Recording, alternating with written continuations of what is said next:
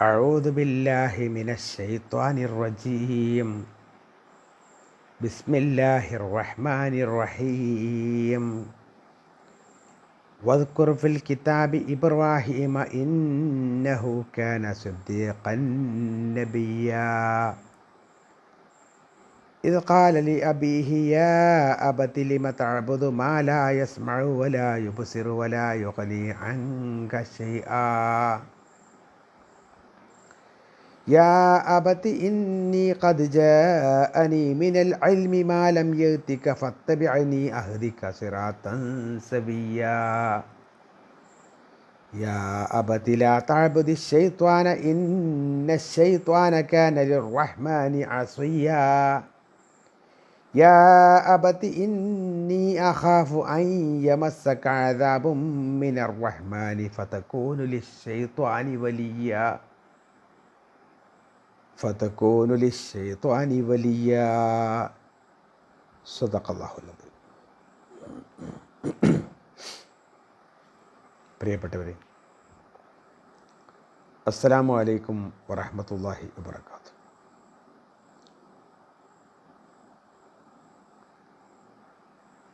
സൂറത്തു മറിയമിലെ 41 മുതൽ 45 കൂടി ആയത്തുകളാണ് ഓതി വെച്ചത്. അർത്ഥം ശ്രദ്ധിക്കുക. ബിസ്മില്ലാഹിർ റഹ്മാനിർ റഹീം. വദ്കുർ ഫിൽ കിതാബി ഇബ്രാഹീമ ഇന്നഹു കാന സ്വദ്ദീഖൻ നബിയ്യാ. വദ്കുർ ഫിൽ കിതാബി, വേദഗ്രന്ഥത്തിൽ ഇബ്രാഹീമിനെ കുറിച്ചുള്ള വിവരം താങ്കൾ അനുസ്മരിക്കുക. ഗ്രന്ഥത്തിൽ ഇബ്രാഹിം അലൈഹി ഇസ്ലാമിനെ കുറിച്ചുള്ള വിവരം താങ്കൾ ഓർക്കുക, അനുസ്മരിക്കുക. ഇന്നഹു കാന, തീർച്ചയായും അദ്ദേഹമായിരുന്നു സിദ്ദീഖൻ, സത്യസന്ധനായിരുന്നു. അതേപോലെ തന്നെ നബിയായിരുന്നു. അദ്ദേഹം സത്യവാനായിരുന്നു, പ്രവാചകനും ആയിരുന്നു. ഇത് ഖാല ലി അബീഹി, അദ്ദേഹത്തിൻ്റെ പിതാവിനോട് പറഞ്ഞ സന്ദർഭം ഓർക്കുക. ഇത് ഖാല ലി അബീഹി, അദ്ദേഹത്തിൻ്റെ പിതാവിനോട് പറഞ്ഞ സന്ദർഭം ഓർക്കുക. യാ അബത്തി, എൻ്റെ പ്രിയപ്പെട്ട പിതാവേ, ലിമ തഅ്ബുദു, താങ്കൾ എന്തിനാണ് ആരാധിക്കുന്നത്? മാലാ യസ്മഉ, കേൾക്കാത്തതിനെ, വലാ യുബ്സിറു, കാണാത്തതിന്, വലാ യുഗ്നി അൻക ശൈഅ, താങ്കൾക്കൊരു ഉപകാരവും ചെയ്യാത്ത വസ്തുവിനെ. കാണാത്ത, കേൾക്കാത്ത, ഒരു ഉപകാരവും ചെയ്യാത്ത വസ്തുവിനെ നിങ്ങൾ എന്തിനാണ് ആരാധിക്കുന്നത്? യാ അബത്തി, എൻ്റെ പ്രിയപ്പെട്ട പിതാവേ, ഇന്നി ഖദ് ജാഅനി, തീർച്ചയായും എനിക്ക് വന്നു കിട്ടിയിട്ടുണ്ട്. മിനൽ ഇൽം, അറിവ്, എനിക്ക് അറിവ് വന്ന് കിട്ടിയിരിക്കുന്നു. മാലം യത്തിക്ക, താങ്കൾക്ക് വന്ന് കിട്ടാത്ത അറിവ് എനിക്ക് കിട്ടിയിട്ടുണ്ട്. ഫത്തബിഅനി, അതോട് താങ്കൾ എന്നെ പിന്തുടരുക. അഹ്ദിക്ക, ഞാൻ താങ്കളെ നേർവഴിയിലാക്കി തരാം. സിറാത്തൻ സവിയ്യ, നേരായ ചൊവ്വായ മാർഗത്തിൽ. നിങ്ങൾക്ക് കിട്ടാത്ത അറിവ് എനിക്ക് കിട്ടിയിട്ടുണ്ട്, അതുകൊണ്ട് താങ്കൾ എന്നെ പിന്തുടരുക, ഞാൻ താങ്കളെ നേരായ ചൊവ്വായ മാർഗത്തിൽ എത്തിച്ചു തരാം. യാ അബത്തി, എൻ്റെ പ്രിയപ്പെട്ട പിതാവേ, ലാ തഅ്ബുദി ശൈത്വാൻ, താങ്കൾ പിശാചിനെ ആരാധിക്കരുത്, പിശാചിനെ ഇബാദത്ത് ചെയ്യരുത്. ഇന്ന ശൈത്വാന, തീർച്ചയായും പിശാച് കാന ലിർറഹ്മാനി അസിയ, പരമകാരുണികനോട് ധിക്കാരം പ്രവർത്തിച്ചയാളാണ്. താങ്കൾ പിശാചിനെ ആരാധിക്കരുത്. പിശാച് പരമകാരുണികനോട് ധിക്കാരം പ്രവർത്തിച്ച വ്യക്തിയാണ്. യാ അബത്തി, എൻ്റെ പ്രിയപ്പെട്ട പിതാവേ, ഇന്നി അഖാഫു, എനിക്ക് ഭയമുണ്ട്, എനിക്ക് പേടിയുണ്ട്. അൻ യമസ്സക അദാബു മിനർ റഹ്മാൻ, പരമകാരുണികൻ്റെ ശിക്ഷ താങ്കൾക്ക് പിടികൂടുമോ എന്ന്. താങ്കൾക്ക് പരമകാരുണികൻ്റെ ശിക്ഷ പിടികൂടും എന്ന് ഞാൻ ഭയപ്പെടുന്നു. ഫതകൂന ലിശ്ശൈത്വാനി വലിയ, അങ്ങനെ താങ്കൾ പിശാചിൻ്റെ വലിയ, പിശാചിൻ്റെ ഏറ്റവും അടുത്ത ആളായി മാറുമോ എന്നെനിക്ക് പേടിയുണ്ട് എന്നുകൂടി ഇബ്രാഹിം അലൈഹിസ്സലാം സ്വന്തം പിതാവിനോട് ഉണർത്തുകയാണ്. കഴിഞ്ഞ ആയത്തുകളിൽ ഭൂമി നാം അനന്തരമെടുക്കുമെന്നും ഭൂമിയിലുള്ളതെല്ലാം നാം അനന്തരമെടുക്കുമെന്നും നമ്മിലേക്ക് നിങ്ങളെല്ലാം മടക്കുമെന്നും അല്ലാഹു സുബ്ഹാനഹു വ തആല എല്ലാവരോടുമായി പറഞ്ഞു. തുടർന്ന് അല്ലാഹു സുബ്ഹാനഹു വ തആല ഇബ്രാഹിം അലൈഹിസ്സലാമിൻ്റെ ചരിത്രം ഉദ്ധരിക്കുകയാണ്. ഇബ്രാഹിം നബി അലൈഹിസ്സലാം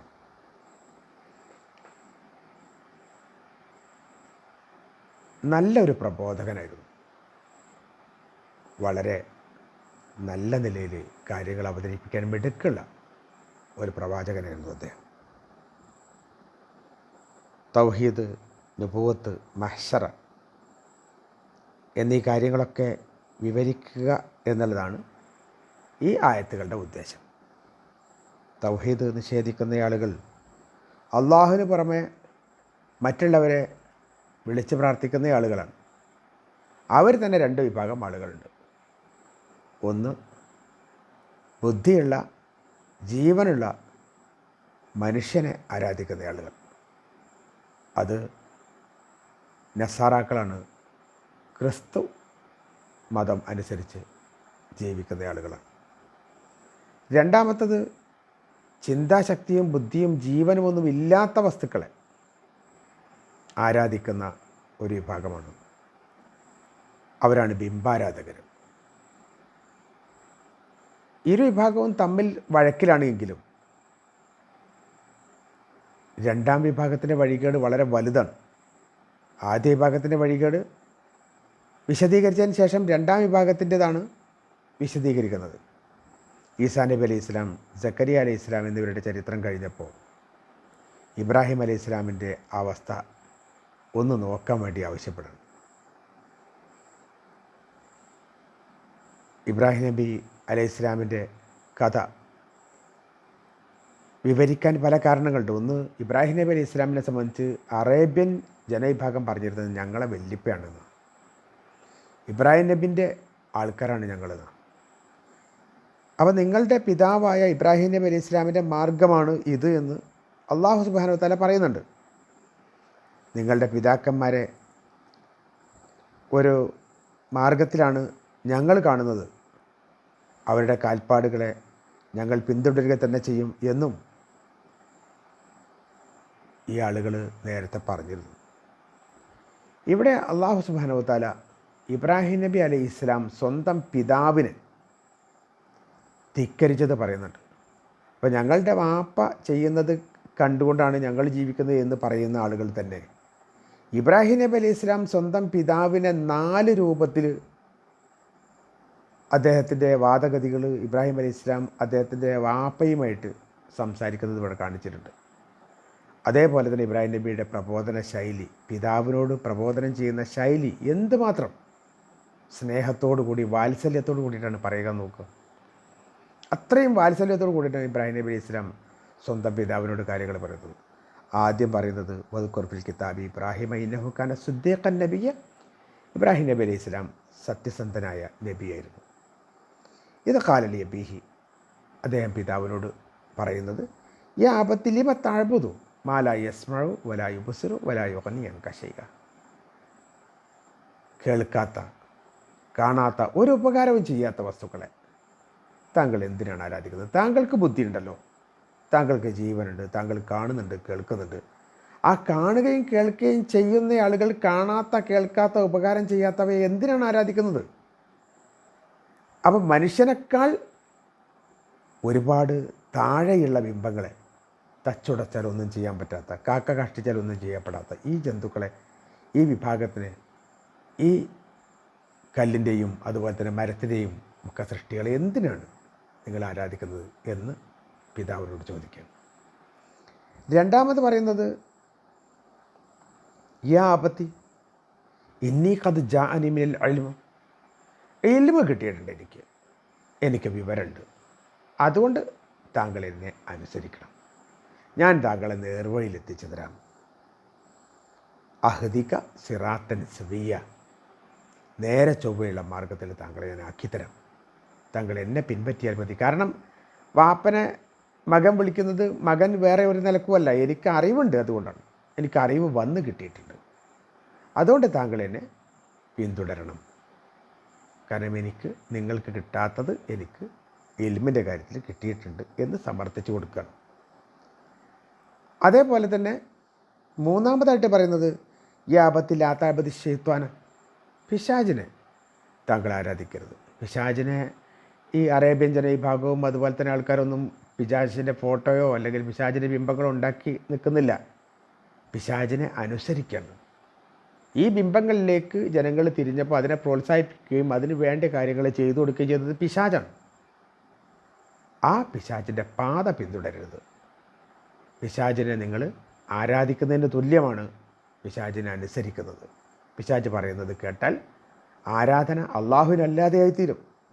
അതുകൊണ്ട് താങ്കൾ ഒരിക്കലും അതിലേക്ക് പോകരുത് എന്ന് പറയുന്നു. പിശാച് അള്ളാഹുവിനെ ധിക്കരിച്ച വ്യക്തിയാണ് എന്ന് കൃത്യമായി പറഞ്ഞു കൊടുക്കുക. പിന്നീട് പറയുന്നത് യാ അബത്തി നിന്നി അഹാഫു യമസക്ക അദാബു മിനർ റഹ്മാനി ഫത്തക്കൂൻ അലി ഷെയ്ത്വാനി വലിയ,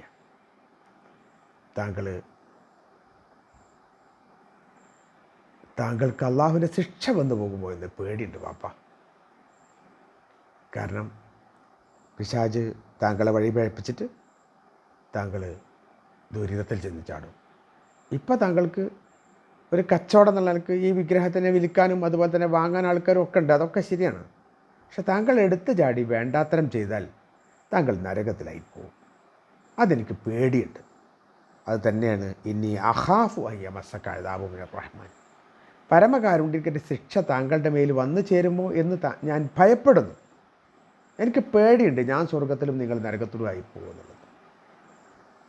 അതുകൊണ്ട് ഫത്തക്കൊല്ലി ഷെയ്ത്വാനി വലിയ, താങ്കൾ ഷെയ്ത്താൻ്റെ വലിയായിത്തീരും, പിശാചിൻ്റെ വലിയാവും, നിങ്ങൾ പിശാചിൻ്റെ അടുത്തയാളായിത്തീരും. അതിലെനിക്ക് പേടിയുണ്ട് വാപ്പ. ഇതൊക്കെ തന്നെയും യാ അബത്തി യാ അബത്തി യാ അബത്തി എന്ന് പറഞ്ഞുകൊണ്ട് തന്നെയാണ് നല്ല സ്നേഹത്തോടു കൂടി എൻ്റെ പ്രിയപ്പെട്ട പിതാവേ, എൻ്റെ പ്രിയപ്പെട്ട പിതാവേ എന്ന് വിളിച്ചുകൊണ്ട് തന്നെയാണ്. അതായത് നമ്മൾ ആരെയും വെറുത്തുകൊണ്ടല്ല മതപ്രബോധനം നടത്തേണ്ടത്. ശത്രുവിനോട് പോലും, അള്ളാഹുവിൻ്റെ ദീനിനെ എതിർക്കുന്ന ആൾക്കാരോട് പോലും വളരെ അനുനയത്തിലാണ് പ്രബോധന പ്രവർത്തനം നടത്തേണ്ടത്. നമ്മളുടെ ആവശ്യം അവർ നരകത്തിലായി പോകരുത്, അവർ സ്വർഗത്തിലെത്തണം എന്ന ആശയും നരകത്തിലായി പോകുമോ എന്ന ഭീതിയുമായിരിക്കണം നമ്മൾ നയിക്കേണ്ടത്. കാര്യങ്ങൾ യഥാവിധി മനസ്സിലാക്കി മുന്നോട്ട് പോകാൻ നമുക്ക് അള്ളാഹു തൗഫീഖ് നൽകി അനുഗ്രഹിക്കട്ടെ. വാഹൃദാവാന അൽഹംദുലില്ലാഹി റബ്ബിൽ ആലമീൻ. അസ്സലാമു അലൈക്കും വറഹ്മത്തുള്ളാഹി വബറകാതുഹു.